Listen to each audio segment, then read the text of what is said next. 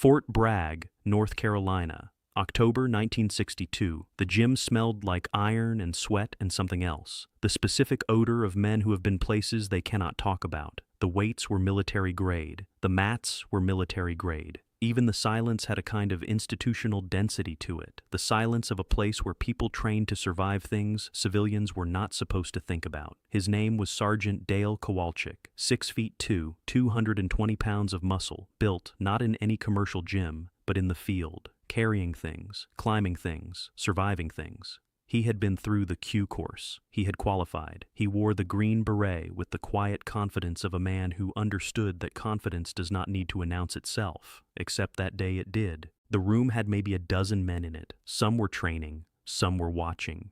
Bruce Lee, 22 years old, 135 pounds, had been invited to the base by a contact who wanted to see what this Chinese kid from Seattle actually had. Bruce was setting up near one of the open mats when Kowalczyk said it. Not quietly, not to someone beside him, loud enough for the room. "Little men don't scare me." The room went still, in the way rooms go still, when something is about to happen. Bruce did not turn around immediately. He was still adjusting something near his bag. When he did turn, his expression was, and this is where accounts start to vary, either completely neutral or carrying the very faint trace of something that might have been amusement. No one who was in that room could agree on which. What everyone agreed on was what happened next. Actually, let me stop there for a moment, because the events of what followed depend entirely on whose account you believe, and I spent 3 months trying to reconcile those accounts, and I am going to be straight with you. They do not reconcile. The shape of the story is consistent. The specific details are not. What I'm going to tell you is the version that emerged most consistently across multiple sources. But I want you to know, before we go further, that this story has been retold so many times that some of it has almost certainly been polished by repetition into something smoother than the original moment was. That caveat made, here is what seems to have happened. Bruce Lee set his bag down slowly. He straightened up. He looked at Kowalczyk the way, according to one man who was there, a carpenter looks at a wall before deciding where to make the first cut. Not with hostility, with assessment. "Show me something," Bruce said. Not, "I will show you." Not, "You are wrong." Just, "Show me something." Kowalczyk was not a stupid man. The Q course does not graduate stupid men. He understood on some level that this was an unusual response. Most people, confronted by a Green Beret 2 weight classes above them, do one of two things. They back down or they bluster. This man had done neither. He had simply issued an invitation, and the invitation had a quality to it that Kowalczyk could not immediately identify. He stepped onto the mat. Here's the thing about Bruce Lee in 1962 that most people, looking back, tend to underestimate. He was not yet the figure he would become. He was a young man who had been teaching Wing Chun in Seattle for roughly 2 years, who had won the 1958 Crown Colony Cha-Cha Championship in Hong Kong and lost nothing of his competitiveness since, and who had a specific philosophy about combat that was still developing, still burning off its unnecessary elements like metal in a forge. He was not finished. He was in progress. But certain things were already there. The speed, most people agree, was already there. Kowalczyk's first move was a test, not a real attack, a grab toward the shoulder, the kind of thing you do when you want to establish that you can reach the other person, that the distance between you belongs to you. It was a reasonable thing to do against almost anyone. It did not reach Bruce's shoulder. The mechanics of what happened instead are described differently by everyone who witnessed it. What is consistent? The grab did not connect. Kowalczyk was briefly off balance, and Bruce had not appeared to move very much to make either of those things happen. The room, which had been still, went into a different kind of still. The first kind of still is anticipation. This was something else. This was recalibration. There is a concept in martial arts called closing distance. The idea that the fighter who controls how far apart two people are controls the fight. What Bruce had done, without appearing to do much at all, was make Kowalczyk's understanding of the distance between them irrelevant. He had moved, and the move had contained information that took a moment to arrive. Kowalczyk reset. He was breathing differently now. "Again," Bruce said, "I have thought about that word a lot. Not come on, not a challenge or a taunt, just again, as if they were practicing something together, as if Kowalczyk were a student and Bruce had simply moved them to the next stage of the lesson without asking permission. The second attempt was more serious. Kowalczyk was trained in hand-to-hand combat. He was not improvising. What he threw was a combination, the kind of sequenced pressure designed to create a response and then exploit the response. This is what the military calls finding a hole. Bruce did not give him a hole. What Bruce gave him instead was approximately 2 seconds of the most disorienting physical experience of Kowalczyk's life. This is not hyperbole. This is the language used by one of the witnesses, a man who had himself seen combat, who used the word disorienting specifically and then did not elaborate, as if further explanation would not have added anything. At the end of those 2 seconds, Kowalczyk was on the mat. He was not injured. He was not unconscious. He was on the mat, and Bruce was standing approximately where he had been standing before, and the room was breathing again, but doing it carefully, the way you breathe when you are not sure the thing you just watched was real. "You want to try the other side?" Bruce asked. Kowalczyk stared at the ceiling for a moment. Then he got up. He did not say anything immediately. When he did speak, it was not to Bruce. It was to the room, or maybe to himself. "How heavy are you?" 135, Bruce said.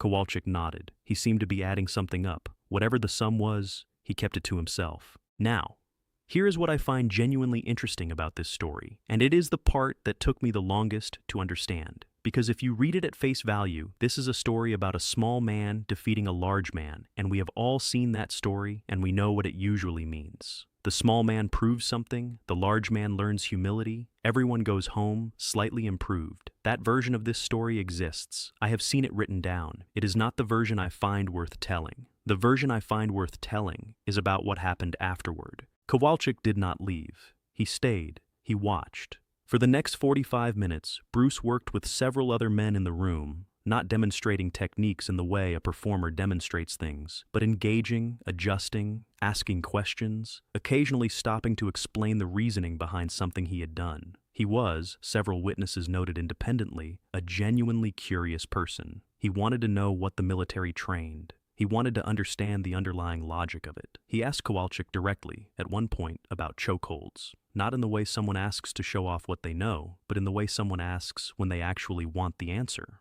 Kowalczyk, apparently, gave him the answer. This is the part of the story that circulates least, probably because it does not fit the simple arc of the thing. 2 men meet. One makes a dismissal. The other proves him wrong. Story over. But that is not the story. The story is that after the proving, there was a conversation, a real one, about the mechanics of violence, about what works and what does not work and why, and both men were in it together. Bruce Lee's philosophy of martial arts in 1962 was already moving toward what he would eventually call Jeet Kune Do, a name he would not coin for several more years, but whose ideas were already circulating in him. The core of it was this: style is a cage. Any system that tells you to move in only one way has already limited you. The man across from you does not follow your style's rules. Neither should you. What this meant, practically, was that Bruce was always looking for what was real, not what was traditional, not what looked impressive in a demonstration. What actually worked when someone who wanted to hurt you was trying to hurt you. Kowalczyk, stripped of the dismissal he had opened with, was a man who had thought seriously about exactly this question. He had trained for real situations. He had ideas about what the gap between training and reality actually felt like. And Bruce, 22 years old, 135 pounds, was listening to him the way people listen when they believe the information is worth having. Somewhere in the middle of that conversation, without either man apparently marking the moment, the opening line of the afternoon had ceased to mean anything. This is the part I keep coming back to, not the technique, not the 60 seconds of demonstration, the conversation after, the decision, on both sides, to take what had just happened and make it useful rather than make it a story.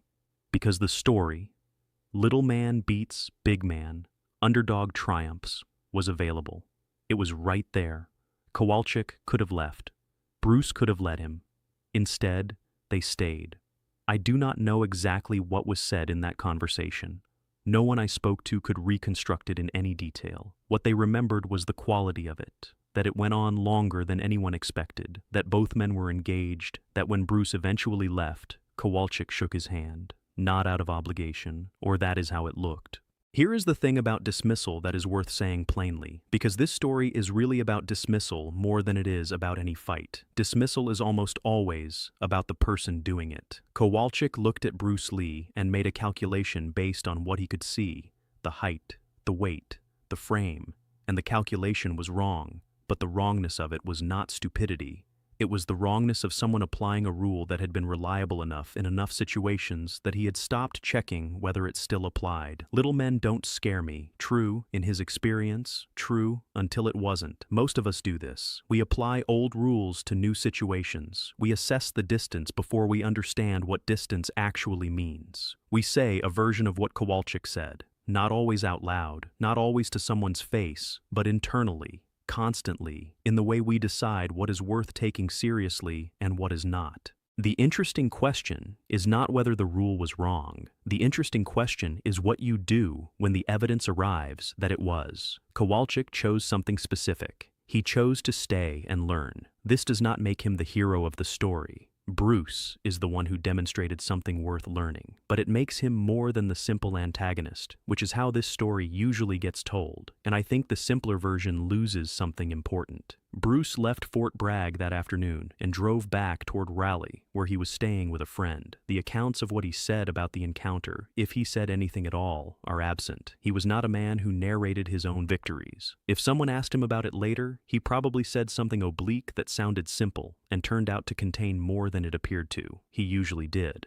By 1962, Bruce Lee had been in enough encounters like this one, not identical, but structurally similar, men who looked at him and made a rapid calculation about what he represented and what he was worth, that he had developed a particular relationship with the moment of dismissal, not resentment toward it, not contempt, something closer to patience. He had learned to let the dismissal run its course, because the dismissal was always, always a door. When it failed, when the person doing it discovered that the calculation was wrong, something opened. A real conversation became possible, an actual exchange, two people looking at each other without the interference of assumptions. He had learned to wait for that. The patience required is not passive. This is a thing that is easy to misunderstand. Waiting for dismissal to fail requires a specific kind of confidence, not the loud confidence of a man who announces he cannot be scared, but the quieter confidence of a man who already knows what is going to happen and has decided it does not need his help to arrive. You do not need to argue with someone who is wrong about you.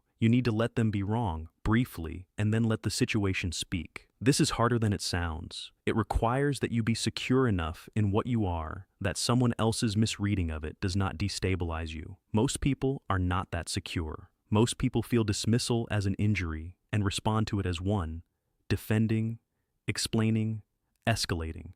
Bruce had moved past that, or perhaps more accurately, he had moved through it enough times that he knew what was on the other side. The afternoon at Fort Bragg was, in one sense, ordinary.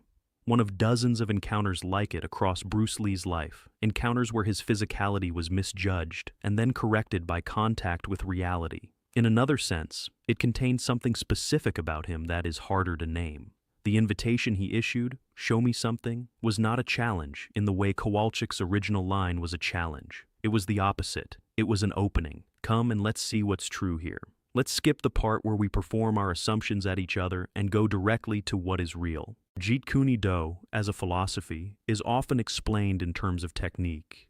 The straight punch, the intercepting fist, the rejection of forms. But the technique was downstream of something else. The thing it was downstream of was an insistence on reality, on what actually worked, on stripping away everything that existed to impress or to preserve tradition, or to maintain a story about the way things were supposed to go. Show me something, not let me show you. Show me. It is a small distinction, and it contains everything. I do not know if Sergeant Dale Kowalczyk ever thought about that afternoon again. I do not know if he tracked Bruce Lee's career in the years that followed, the television appearances, the films, the growing reputation, and connected it to the man he had met on that mat in North Carolina. I do not know if he ever repeated the story or what version of it he told if he did. The people I spoke to who knew him or knew people who knew him could not tell me. What I know is that he shook Bruce's hand when Bruce left, and that the handshake, according to the one person who described it in any detail, was the handshake of two men who had found out something true about each other and were acknowledging it. That is a specific kind of handshake. Most people have given or received one at some point. You know it when you feel it. Bruce Lee was 22 years old. He had most of his life still ahead of him, and almost none of what he was going to build had been built yet. He was a young man with a fast mind and faster hands and a philosophy that was still becoming itself, driving back down a North Carolina highway in October 1962, probably not thinking about what had just happened. Or maybe he was. Maybe the thing that the afternoon had confirmed one more time was the thing he was always testing, that reality has a way of arriving, regardless of what anyone thinks about it in advance, that the distance between what people believe and what is true can be crossed very quickly if you are willing to cross it. He had crossed it again. The mat had said what he did not need to say, and then, this seems right somehow, knowing what we know about him, he had stayed to listen.